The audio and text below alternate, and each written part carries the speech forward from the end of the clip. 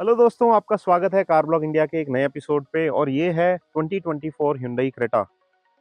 Creta जो है वो Hyundai के लिए एक बहुत इंपॉर्टेंट कार है, जो कि उन्होंने 2015 में इंडिया में इंट्रोड्यूस करी थी और अब तक इसकी 9.8 लाख यानी लगभग 10 लाख यूनिट्स बिक चुकी हैं इंडिया में। और ये जो आप कार देख रहे हैं, ये सेकेंड जनरेशन का मेजर फेसलिफ्ट है। सेकेंड जनरेशन इंडिया में 2020 में लाई गई थी, जबकि फर्स्ट जनरेशन का फेसलिफ्ट 2018 में आया था।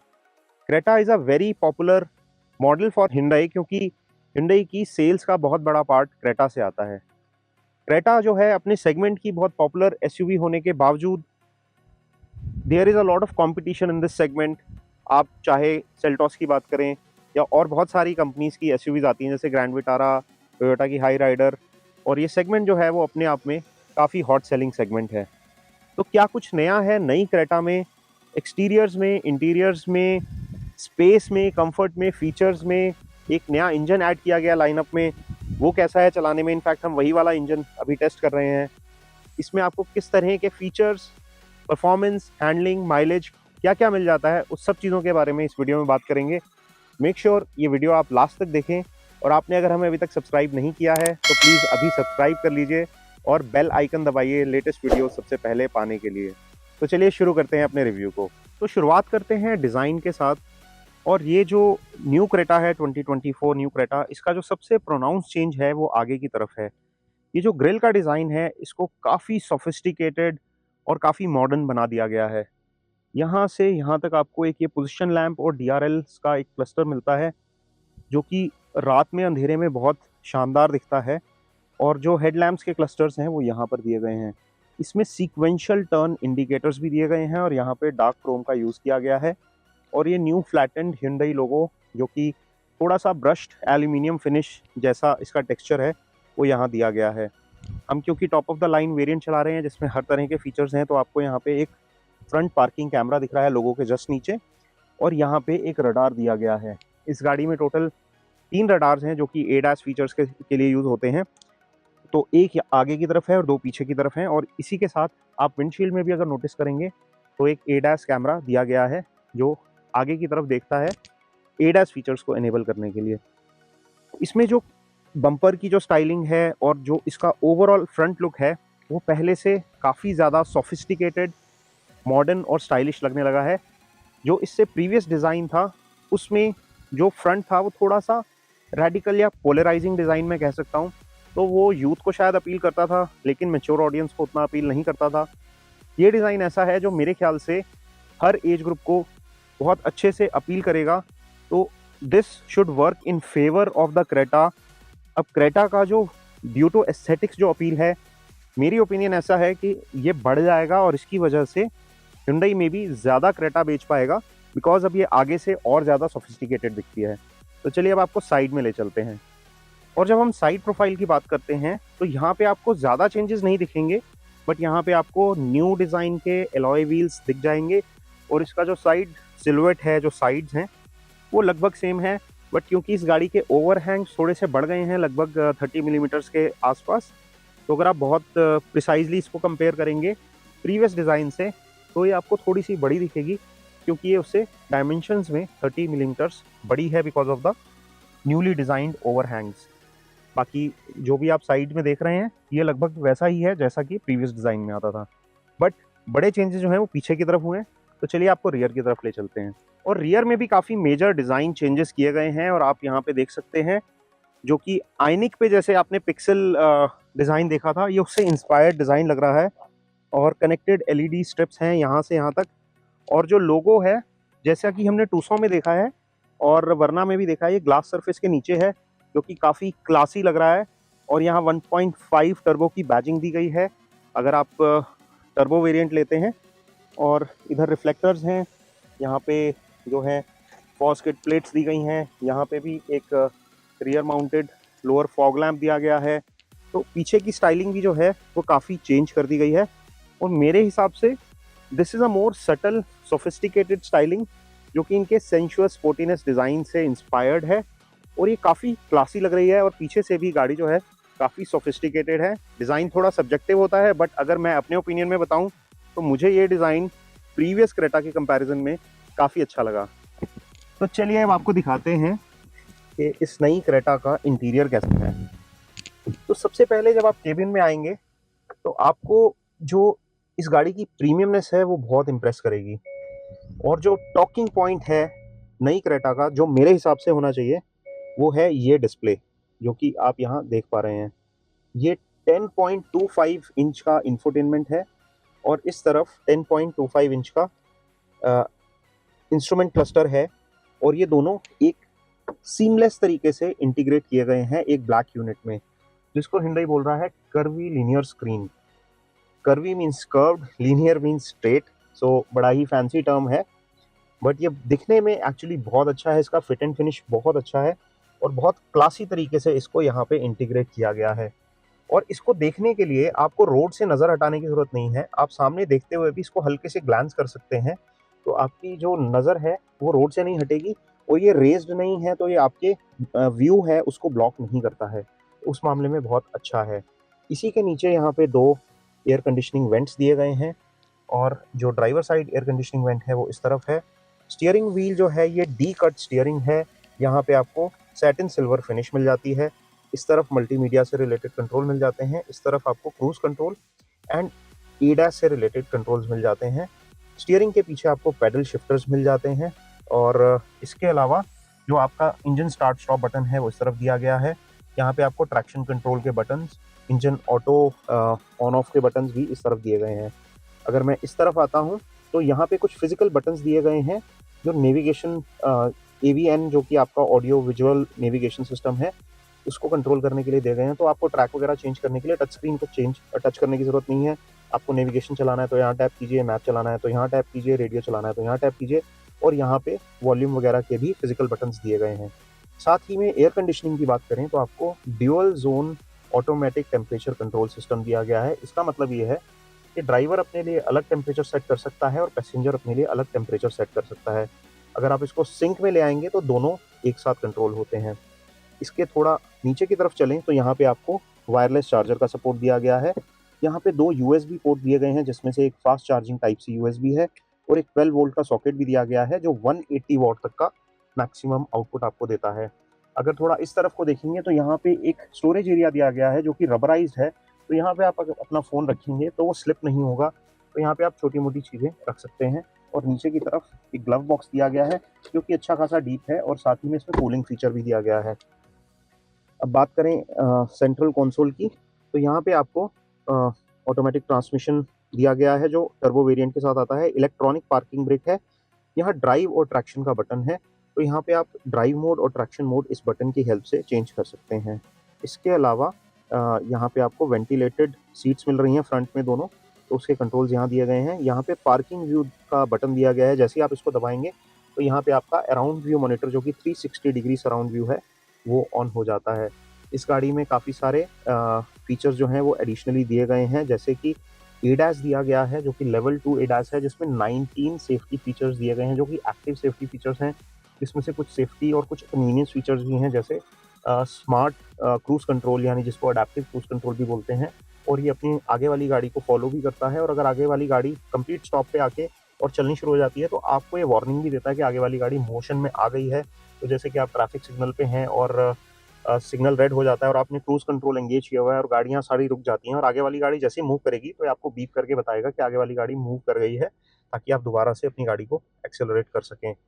इसके अलावा ये जो सिस्टम है ये दिखने में तो बहुत शानदार है ही, काफ़ी फंक्शनल भी है। प्लस आपको इसमें blue link connected car features भी मिल जाते हैं जिसमें आपको 70 प्लस फीचर्स मिलते हैं। इसमें 148 एम्बेडेड वॉइस कमांड्स हैं। इंग्लिश जो लैंग्वेज है उसका सपोर्ट दिया गया है। 12 रीजनल लैंग्वेजेस का यूआई में सपोर्ट दिया गया है। इसके साथ साथ में आपको बहुत सारे इंग्लिश कमांड के थ्रू आप वॉइस कमांड से सनरूफ खोलने जैसे फीचर भी कर सकते हैं। तो मैं आपको जल्दी से दिखाता हूँ। सनरूफ खोलो। Opening the sunroof. In commands को एम्बेड कर दिया गया है। एम्बेड करने का मतलब ये है कि इसको इंटरनेट से कनेक्ट करने की ज़रूरत नहीं है। जैसे ही आप इस तरह की कमांड देते हैं ये अपने आप उस कमांड को लोकली यहाँ पे रन करता है। तो आपको जो है इंटरनेट कनेक्टिविटी लूज होने की वजह से आपकी वॉइस कमांड जो है वो इम्पैक्ट नहीं होंगी। सनरूफ बंद करो।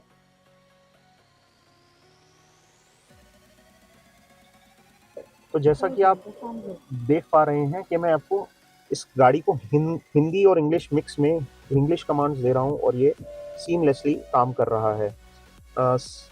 तो ये जो लेआउट है काफ़ी रिच है, सीट्स की जो स्टिचिंग है और जो टेक्सचर है, जो कलर थीम है उसको भी अपडेट किया गया है। ये ग्रे और डार्क ब्लैक एक्सेंट्स प्लस थोड़े बहुत कलरफुल एक्सेंट्स आपको यहाँ पे दिख रहे हैं, सिल्वर एक्सेंट्स हैं, यहाँ पे कॉपर एक्सेंट है। बड़े क्लासी तरीके से टेस्टफुली इनको यूज़ किया गया है। इसका जो ऑडियो सिस्टम है, जो हायर वेरिएंट्स में आपको बोस का 8 स्पीकर ऑडियो सिस्टम मिल जाता है, जो कि प्रीमियम साउंड के साथ आता है। इसी के साथ आपको डोर में काफ़ी सारे पॉकेट्स मिल जाते हैं। इंटीरियर की जो फिट एंड फिनिश क्वालिटी और बिल्ड क्वालिटी है, वो काफ़ी इम्प्रेसिव है और गाड़ी जो है बड़ी शांत चलती है, अच्छे से चलती है। यहाँ पे ऑटो डिमिंग IRVM दिए गए हैं, इसमें SOS बटन, ब्लू लिंक का बटन और रोड साइड असिस्टेंस के बटन दिए गए हैं। आगे की तरफ आप देखेंगे तो एडैस के लिए यहाँ विंडशील्ड में ही कैमरा दिया गया है। ऑटोमेटिक हेडलैम्प्स इसमें दिए गए हैं। तो बेल्स एंड व्हिसल्स इसमें बहुत तरह के हैं। इसी के साथ साथ जो ड्राइवर सीट है वो 6 वे पावर एडजस्टेबल है, तो मैं बटन की हेल्प से इसको पीछे, आगे, नीचे, ऊपर और रिक्लाइन को भी मैं इलेक्ट्रिकली कंट्रोल कर सकता हूँ। लेकिन जो पैसेंजर सीट है वो उसमें मैनुअल कंट्रोल्स दिए गए हैं। तो ये जो इलेक्ट्रिक कंट्रोल्स दिए गए हैं सिर्फ ड्राइवर साइड सीट में मिलते हैं। प्लस स्टीयरिंग में भी आपको टिल्ट का और टेलीस्कोपिक का दोनों तरह के एडजस्टमेंट्स मिल जाते हैं। स्टीयरिंग का जो फील है, जो टच पॉइंट्स हैं, ये काफ़ी प्रीमियम है। ये लेदर रैप स्टीयरिंग है और जो कि स्टिचेस के साथ आता है और इसमें अच्छा खासा हेफ्ट भी है। और इसमें जो डिज़ाइन है और यहाँ जो आप हिंडई का लोगो देखेंगे, ये भी ब्रश्ड एल्यूमिनियम या मेटल, ब्रश मेटल फिनिश में दिया गया है, जो कि बहुत ही क्लासी लगता है। ये ग्लॉसी नहीं है और इन योर फेस नहीं है, बहुत ही सोफिस्टिकेटेड और बहुत ही प्रीमियम फील आपको कराता है। ये जो 10.25 इंच का टच स्क्रीन यहाँ पे दिया गया है, इसमें एंड्रॉयड ऑटो और एप्पल कारप्ले का सपोर्ट दिया गया है, लेकिन वायरलेस एंड्रॉयड ऑटो और वायरलेस कारप्ले नहीं है। आपको केबल के थ्रू कनेक्ट करके इसको चलाना पड़ेगा, जो कि एक छोटा सा लेट डाउन है। हमें लगता है कि इतने प्रीमियम फीचर के साथ, स्पेशली जब आपने वायरलेस चार्जर दिया है, तो ये फीचर मैन्युफैक्चरर्स को देना चाहिए, जो कि आपकी ड्राइव को और कन्वीनियंट बना देता है। बट नेवरदीलेस ये काम करता है और अच्छे से चलता है, जो कि इसकी अच्छी चीज़ है। और ये कनेक्टेड कार है, तो आपको इसमें ऑलरेडी 1 ईयर का जियो सावन का सब्सक्रिप्शन, प्रीमियम सब्सक्रिप्शन इसमें दिया गया है। और इसमें जो जियो सावन की ऐप है, आप मीडिया स्ट्रीमिंग के लिए उसके थ्रू भी स्ट्रीम कर सकते हैं। इसमें नेविगेशन भी जो है वो इनबिल्ट दिया गया है।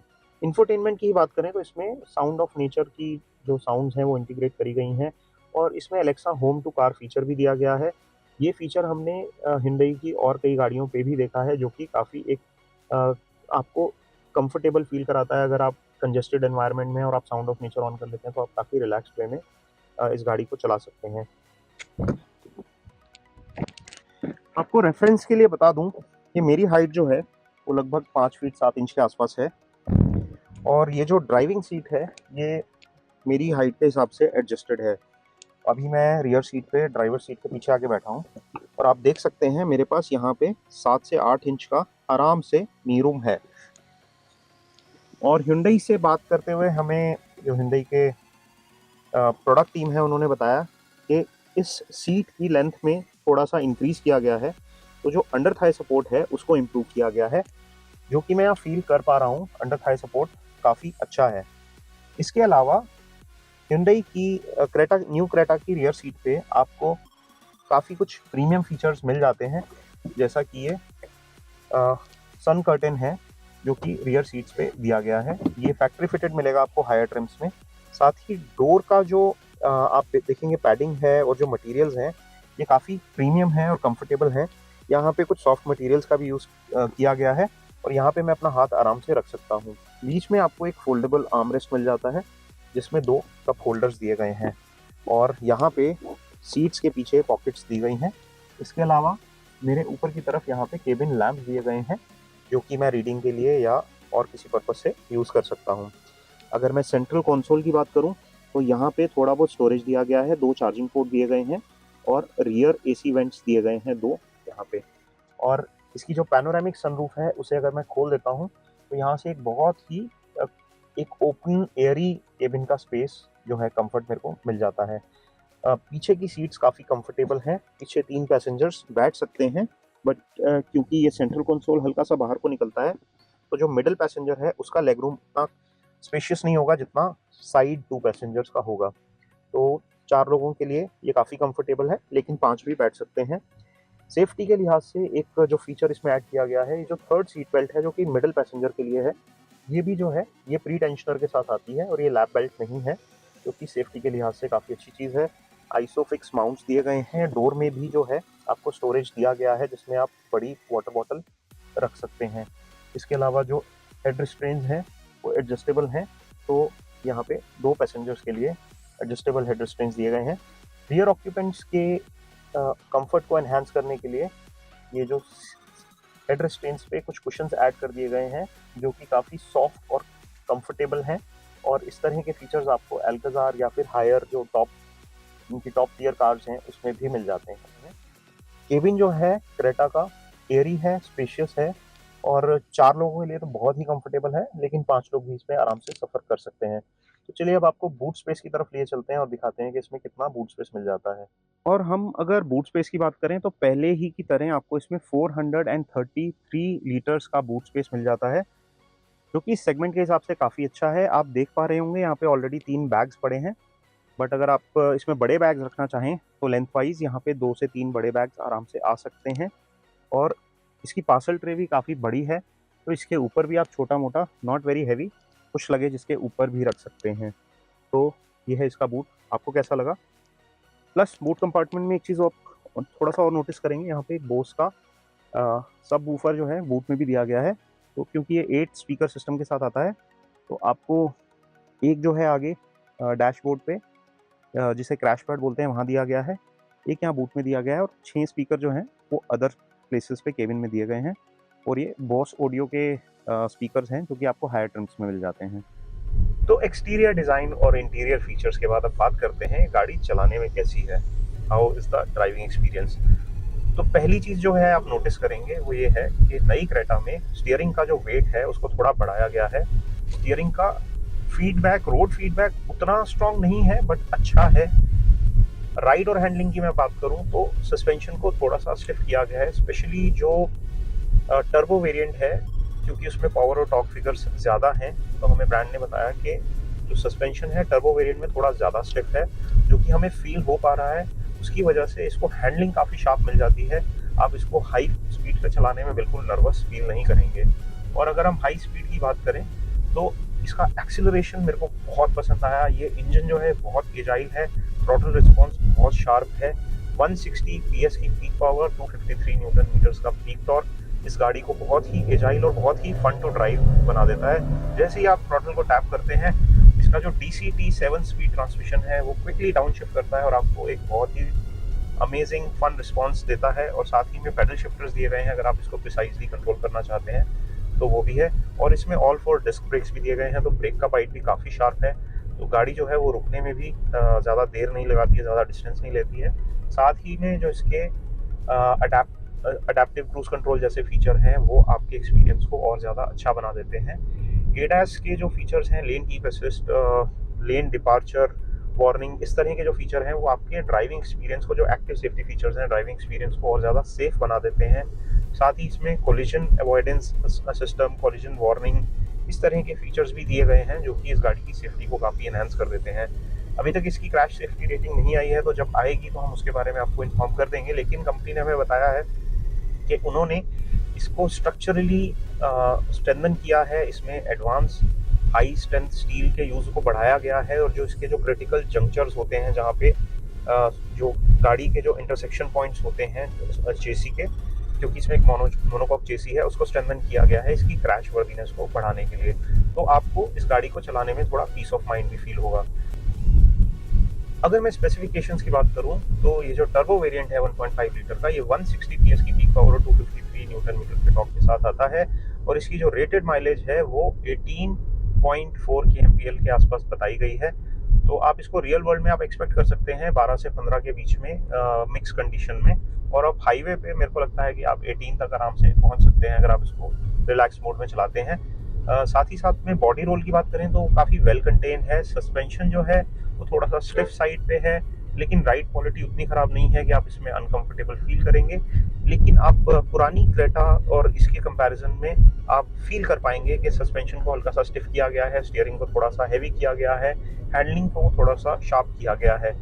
और साथ ही में बात करें इसके ड्राइव मोड्स की, तो इसमें 3 ड्राइव मोड्स दिए गए हैं, normal, eco and sport. Sport mode में जो इसका थ्रॉटल रिस्पॉन्स है वो और ज़्यादा शार्प हो जाता है और ये थोड़ा सा हायर रेव पे रखता है, ज़्यादा पावर बैंड में रखता है गाड़ी को, लेकिन उससे आपकी माइलेज पे थोड़ा सा इम्पैक्ट आएगा।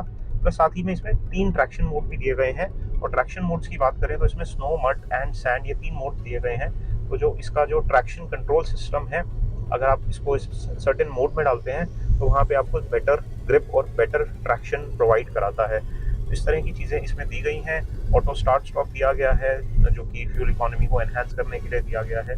तो इस तरह की काफ़ी फीचर्स इसमें दिए गए हैं। तो अगर मैं अपने ओवरऑल एक्सपीरियंस को और अपने रिव्यू को कंक्लूड करूं तो मैं बहुत कॉन्फिडेंटली कह सकता हूं कि ये गाड़ी ना सिर्फ दिखने में बेहतर हुई है, फीचर्स में भी काफ़ी बेहतर हो गई है। स्पेशली लेवल 2 एडास आने के बाद इसके जो स्ट्रक्चर में स्ट्रेंथन किया गया है, तो इसका जो सेफ्टी क्वेश्चन है वो डेफिनेटली बढ़ जाता है।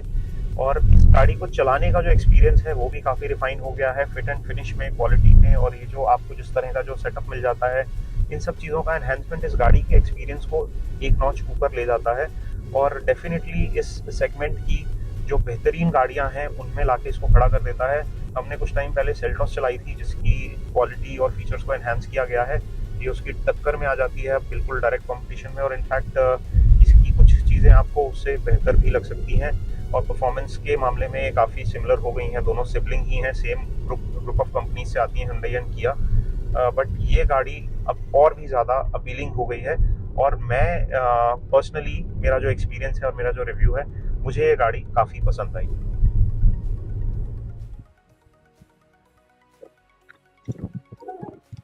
तो इसी के साथ हम अपने वीडियो के एंड पे आ गए हैं। आपको ये वीडियो कैसा लगा, आपको हमारा रिव्यू कैसा लगा? आपके कोई क्वेश्चंस हैं जो रह गए हों तो नीचे कमेंट सेक्शन में डाल दीजिए, हम पूरी कोशिश करेंगे, या तो एक फॉलोअप वीडियो बनाएंगे या फिर कमेंट में ही आपका आंसर करने की कोशिश करेंगे। अगर वीडियो पसंद आया हो तो थम्स अप दबाएं, चैनल को सब्सक्राइब करें, बेल आइकन दबाएं लेटेस्ट वीडियोस के लिए। हम आपसे जल्दी मिलेंगे अपने नेक्स्ट वीडियो में, तब तक के लिए बाय बाय।